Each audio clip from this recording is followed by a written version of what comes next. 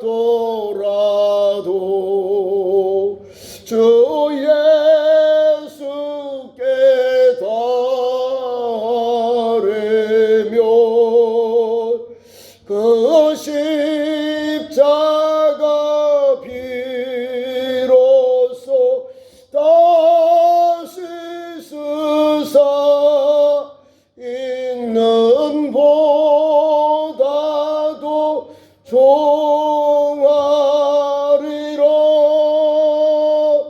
내 영혼 평안해. 내 영혼 평안해. 조공 중에 구름이 일어나며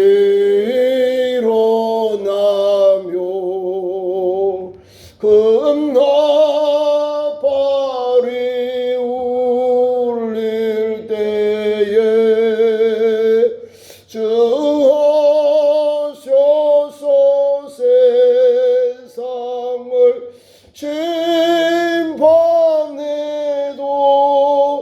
나의 영혼은 겁없으리. 내 영혼 평안해. 내 영혼 평안해.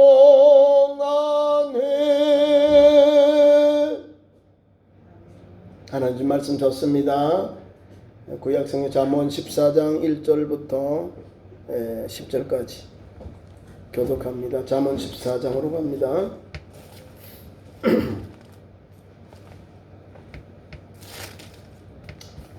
구약성경 925페이지.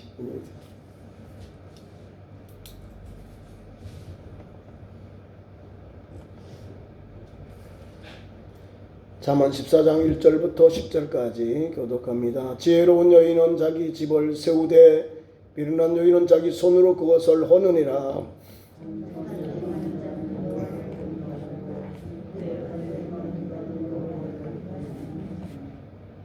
미련한 자는 교만하여 입으로 매를 자청하고 지혜로운 자의 입술은 자기를 보전하느니라.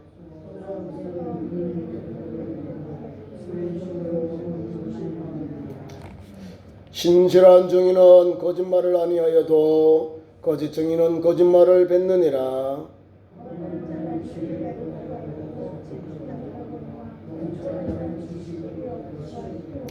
너는 미련한 자의 앞을 떠나라.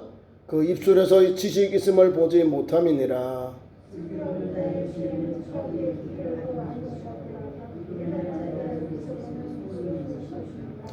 미련한 자는 죄를 심상히 여겨도 정직한 자 중에는 은혜가 있느니라.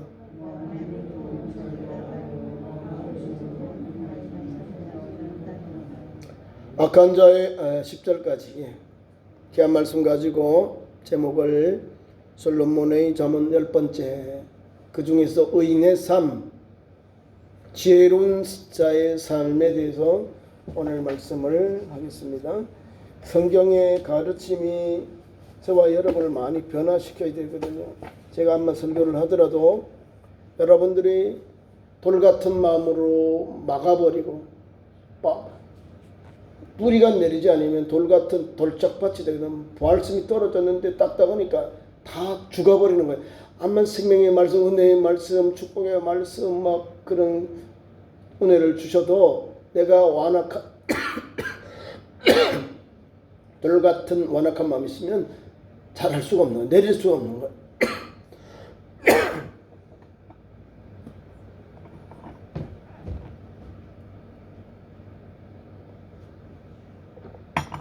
그래서 잠언 14장은 우리에게 의인의 묘사 속에 우리에게 주시는 교훈이 있는데, 의인은 그 특정적인 삶을 우리에게 발견하게 됩니다.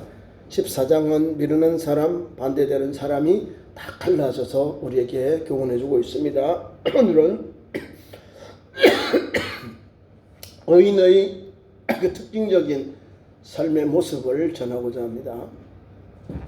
그들은 첫째 말씀 보니까 2절에 여호와를 경외한다라고 합니다. 여호와를 경외하는 자가 믿음의 사람이라는 사실이고 의인이라는 사실을 우리가 기억합니다. 보세요. 2절 정직하게 행하는 자는 여호와를 경외하여도 이랬다. 어떤 사람이 여호와를 경외하죠? 정직한 사람이. 정직하다? 정직하다. 우리가 요한복음 4장 24절 하나님의 영이신 예배하는 자가 뭐와 무엇으로 예배한다고요? 무엇과 무엇으로 예배하죠? 영과 진리로 참으로 정직이요 참 올바름 진리 참이잖아요. 그게 정직이요 정직. 우리 그리스도인들이 삶의 현장에 정직하게 행하니까 하나님이 그 삶을 받아주시는 거예요. 믿음의 사람 요셉이 가는 곳마다 불의하고 타협을 안 해요. 형님들하고도 탄압을 안 하잖아요. 그런데 보세요. 그럼에도 불구하고 하나님은 그를 아웃사이더로 막 시험의 꽃으로 막 돌려버리잖아요. 형님들이 꿈정이 오니까 물 없는 웅덩이 잡아 넣고요. 미다인 그 이스마엘 장사들, 이 미리암 장사들에게 상인들에게 팔아먹으려는 겁니다. 그러니까 보세요. 내가 하나님 앞에 바르게 아버지에게 바르게 했는데 정직하게 했잖아요. 가서 아버지에게 올라가 그걸 형님들의 것을 고자질하는 거죠. 형님 이런 걸 했어요 아버지. 양을 이렇게 했어요 아버지. 그리고 큰형이고 적은형이고 다 이야기하는 거예요. 자기 형들의 잘못한 거 실수한 거 아버지에게 뭐 이렇게 거짓말 다 그 정직한 것도 너무 좋아요. 막 정직 좋아. 근데 정직하다 보니까 인과관계가 안 좋아. 적이 많아. 형이 다 그의 적이요 거기가. 두고 보자. 너 꼼짝이야 두고 보자. 찬스가 오는 거야. 아버지의 심부름을 온 이 막내 동생을 잡아가. 너 꿈이 이러니 보자. 형님들이 더 나쁘지만 그 원인 제공은 요셉이 가는 거다. 정직한 사람에게도 환난이 오고 고난이 와요. 왜 그럴까요? 여호와를 경외하는 것 때문에 그렇다는 걸 알아야 됩니다. 그래서 17살부터 시작해서 13년 동안 뭐 했을까요? 종살이. 노예 생활을 했어요. 30세 때에 하나님께서 들을 그 정직한 사람, 가나안 땅의 아버지 밑에서 17살 때까지 사랑받고 정직하게 올곧게 살은 소년이 이제는 13년의 세월을 흐르니까요. 인간관계가 돼. 일 중심에서 관계 중심 사람이 바뀌어져요. 정직하면서도 신실한 일꾼이 되어 있는 거예요. 그래서 애굽을 살리는 총리 대신으로 그 나라의 왕의 꿈을 해석해서 왕을 돕는 2인자로 총리로 세움을 받습니다. 정직한 자예요. 정직한 사람. 정직한 사람이 억울함을 당해서 지금 왕의 시위대장의 집안에 감옥에 갇혔는데 거기서 하나님이 불러내잖아요. 내가 잘할 때는 형님들 미움을 받고 형님들에게 그렇게 해꾸질했는데 근데 이제는 하나님께서 글을 쓰잖아요. 다른 사람들이 모욕하고 다른 사람들이 그를 해꾸질했는데도 다른 사람들이 약속을 잊어버린데 불구하고 하나님은 그 마음을 보시고 그 중심을 보시고 정직한 영혼에게 은혜를 주셔서 여호와를 경외하는 그 영혼을 하나님이 바르게 사필귀정 일은 반드시 바르게 돌아가는 거예요. 그게 정직입니다. 믿음의 씨앗을 뿌리고 신뢰의 씨앗을 뿌렸기 때문에 하나님께서 그 사람이 가지고 있는 꿈을 그래 하나님 실천하고 믿고 따랐다는 거예요. 믿음이 신뢰잖아요.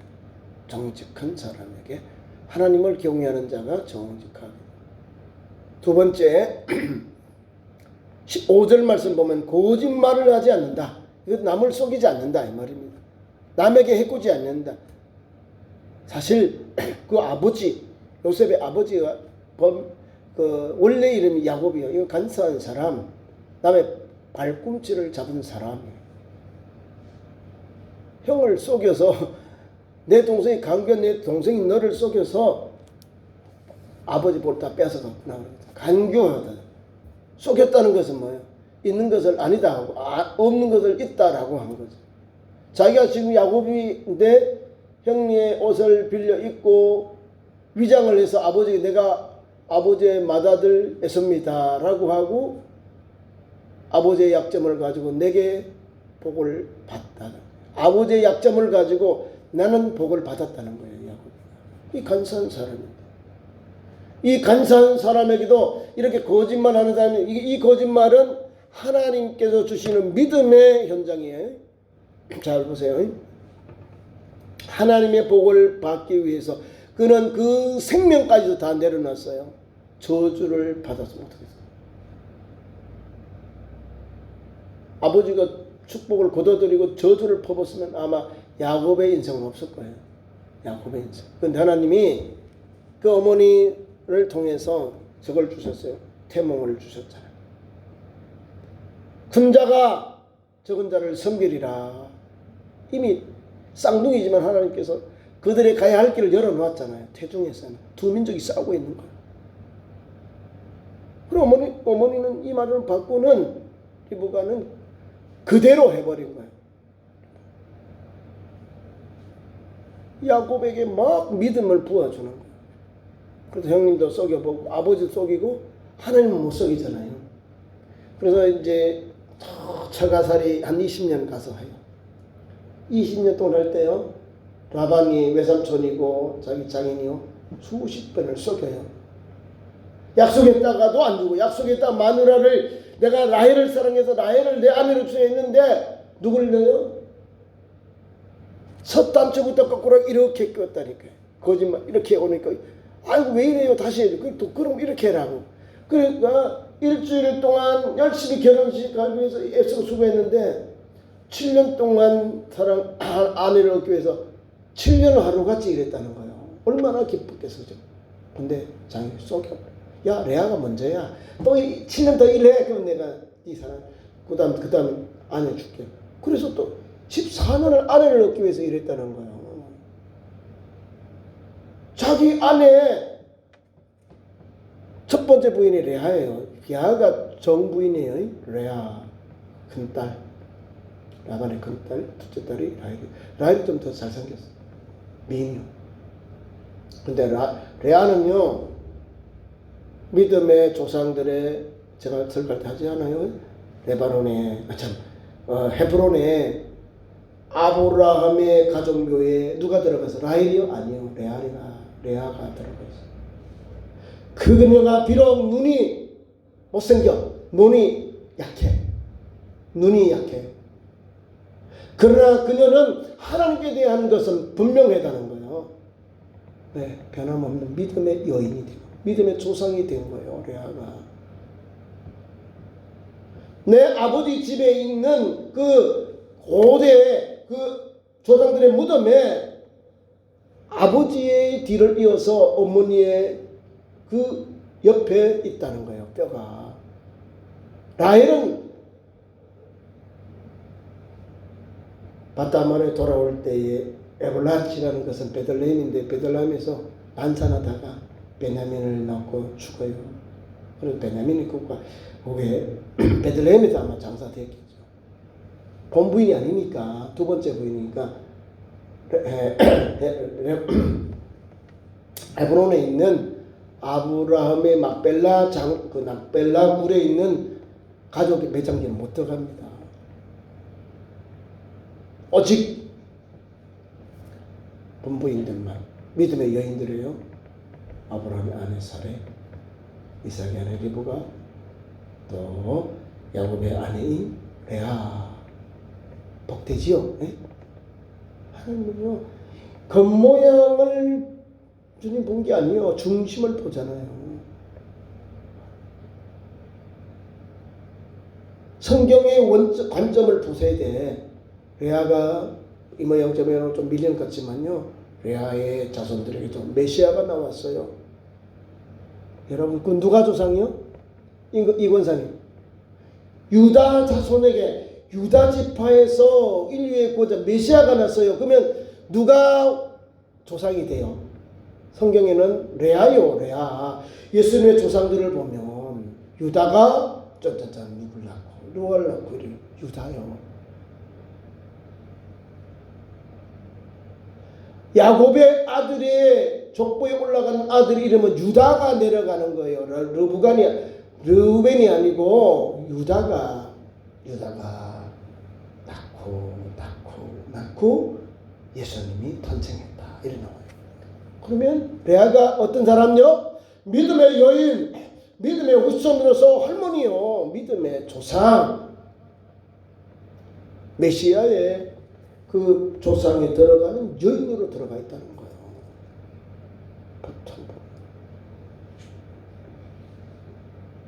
레아의 허리에서, 레아의 태에서 유다가 나왔다는 거예요. 그 유다 혈통에서 다윗이 나왔고, 다윗의 혈통에서 메시아가 탄생했거든요. 이 놀라운 축복을요, 정직함이다. 여호와를 경외하는 것. 하나님 앞에서 부족한 것 많아요. 근데 하나님은 그것을 전화 이복으로 사용했다는 거예요. 5절 말씀 볼까요? 진실한 증인은 거짓말을 아니하여도 거짓 증인은 거짓말을 뱉느니라. 이거는 법적 용어입니다. 신실한 사람이 되어야 된다는 거예요. 신실한 사람, 신실한 증인은 목에 칼이 들어와도, 협박을 당해도, 생명의 위협을 당해도 아닌 것은 아니다, 긴 것은 기다라고 말하는 거예요. 그게 신실한 증인입니다. 우리나라에 법정에 가면 많이 좀 조작을 해요, 사람들이.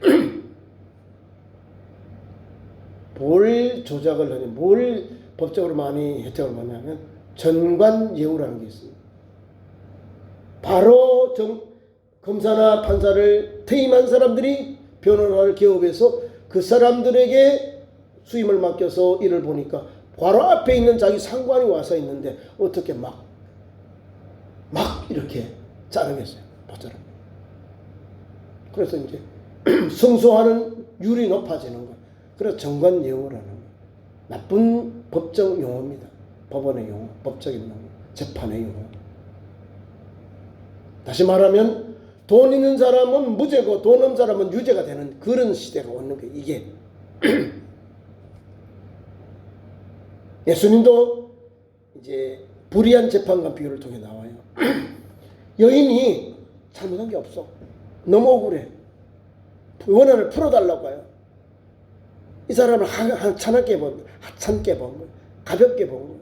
왜? 홀로 된 여인이. 남편도 없고 자기의 보호자도 없으니까. 근데 매일 가서 내 원한을 풀어달라는 거예요. 내 원한을 풀어주세요. 왜 원한을 풀어주세요니까 내가 암만 악한 재판관이 하나님을 도료해서 그 여인의 그 원한을 풀어주는 거예요. 그것 때문에요.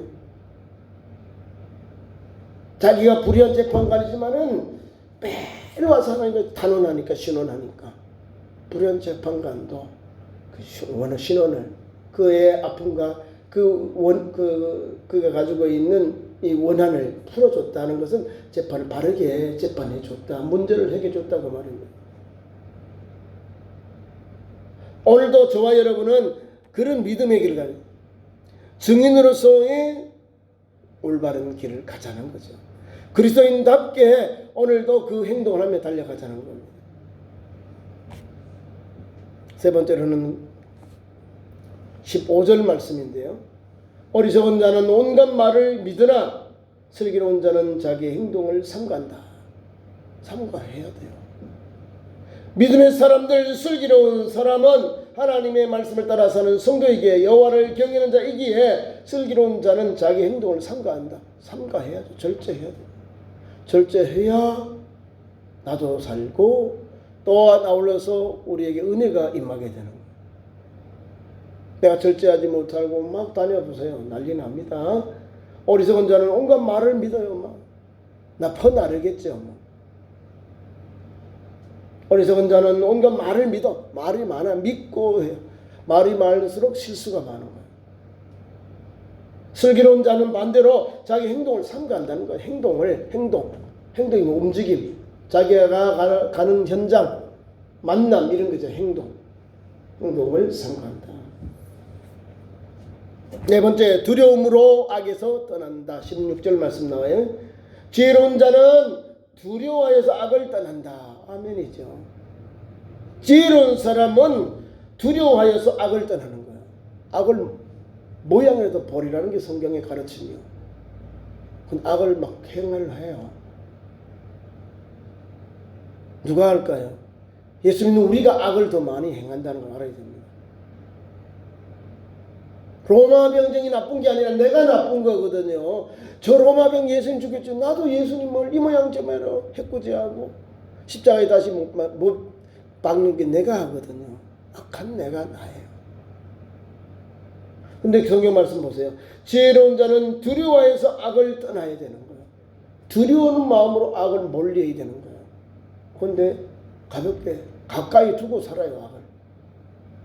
악이 뭔지 아시죠? 하나님의 말씀 따라 살지 아니하는 행동이 다 악한 모습이 나오는 거예요. 하나님은 선하신데 우리가 하나님을 배반해서 불순종해서 악을 따라가는 거예요. 악의 조상은, 악의 머리는 사탄 마귀 귀신이거든요. 하나님 앞에 순종하고 복종하고 믿음의 길을 가는 성도는 하늘의 신령한 복과 은혜가 있는데, 반대로 하나님 말씀에 순종하고 선한 길을 가지고 악한 길 가고 불순종이라는 사람들은요, 하나님의 징계밖에 없는 거예요. 하나님의 징계, 채찍, 멸망의 길밖에 없는 거예요. 분명한 사실이 그렇습니다. 그러니까 16절 말씀 그대로 지혜로운 자는 두려워하여서 악을 떠나는 거예요.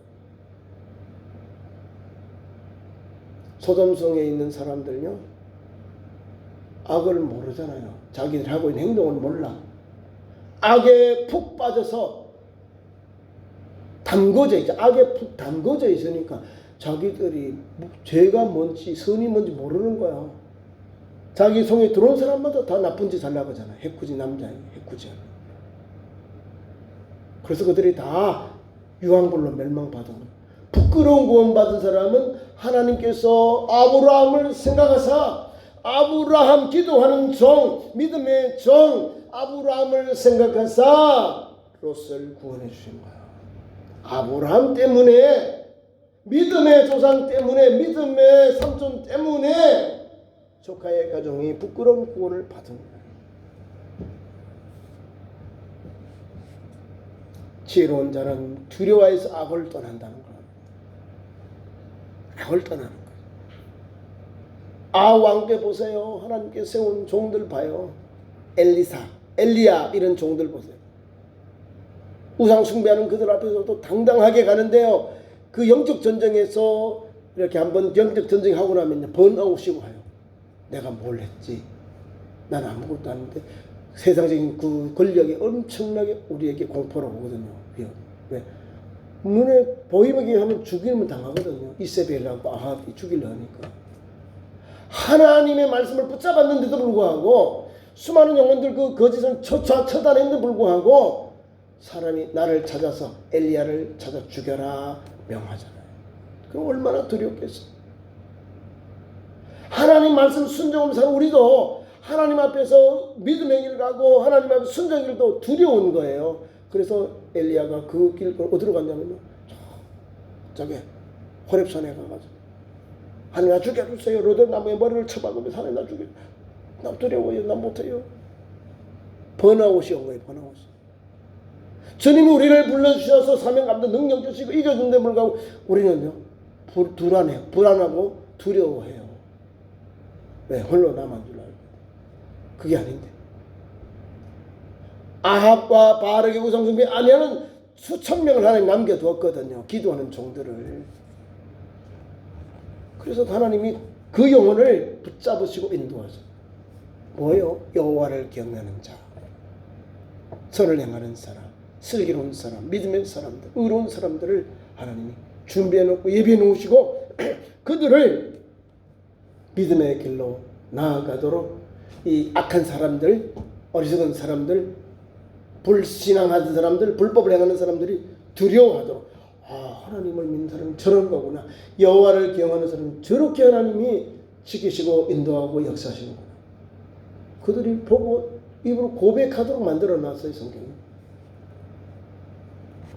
다섯 번째, 악이 떠났죠. 그 다음에 18절, 여호와를 아는 지식으로 면류관을 삼는다 해서, 여호와를 아는 지식으로 면류관을 삼는다. 18절, 어리석은 자는 어리석음으로 기업을 삼아도 슬기로운 자는 지식으로 면류관을 삼는다. 우리는요, 오늘 슬기로운 자, 슬기롭다, 믿음의 현장 속에서 지혜롭게 잘 문제를 헤쳐나가는 사람, 슬기로운 자예요. 지혜로운 자, 슬기로운 자, 믿음의 사람, 순종하는 사람, 하나님 앞에 온청을 잇는 사람, 하나님을 경외하는 그 사람을 오늘 본문에는 이렇게 우리에게 슬기로운 사람이라고 표현하면서 은혜를 주십니다. 슬기로운 자는 뭘 얻어요? 지식으로 면류관을 삼느니라. 지식을 가지고 영광의 자리에 이르게 된다, 이 말이에요. 면류관은 상급이에요. 어떤 사람이 면류관을 얻습니까? 지혜를 잘 감당하는 자에게, 여호와를 경외하면서 믿음으로 가는 그 영혼에게, 믿음으로 살고 사명 감당하고 순종하는 그 영혼에게, 악에서 떠나서 하나님 말씀을 뺏는 그 영혼에게 이와 같이 지혜로운 자, 슬기로운 자에게는 지식으로 면류관을 삼느니라. 면류관을 삼는다, 면류관을 주신다, 그 말이잖아요. 그러니까 그 믿음으로 살아야 되는 거예요. 이 시대엔 무엇보다 바꿀 수 없는 것이 있는데 하나님의 말씀이에요. 여호와를 경외하는 신앙, 이것을 붙잡아야 돼요. 그런 적이 같은 자는 그 집을 세우고, 오늘 1절 말씀에 나와요. 그런즉 믿음의 지혜로운 사람은, 믿음과 이 지혜로운 사람은 자기 집을 세우게 되는 거예요. 14절 1절은요, 지혜로운 여인은 자기의 집을 세운다. 세워요. 세운다는 뭐예요? 든든히 하다, 이 말입니다. 우리나라 말씀에 여인들이 잘 들어와야 그 집이 세워져요. 살림은 누가 살아요? 안주인. 여인들이요, 어머니들이 살림을 잘 살아야 그 집이 살아나요. 지혜롭게, 슬기롭게, 믿음으로, 자녀들을 훈육하고 남편을 반듯하게 하고. 누가 해요? 아내, 어머니. 그 현장을 말하는 거예요. 지혜로운 여인은 자기 집을 세운다. 세운다. 영광되게 한다. 잘되게 한다. 하나님의 은혜를 받는 그 현장을 말하는 거예요. 이웃의 생명을 구원한다요. 지혜로운 사람, 하나님의 말씀을 따르는 그 사람은 이런 은혜를 받아요. 이웃의 생명을 구원한다라고 하는 거예요. 25절 말씀에. 오늘도 나의 삶은 어떠한지 점검하고요, 믿음의 성도로서 지혜로운 현장, 정직한 믿음의 현장, 또 슬기로운 믿음의 현장, 악에서 떠나선 현장, 또 주님의 말씀 앞에서 신실하게 달려가는 저와 여러분이 되기를 축원합니다. 기도하겠습니다.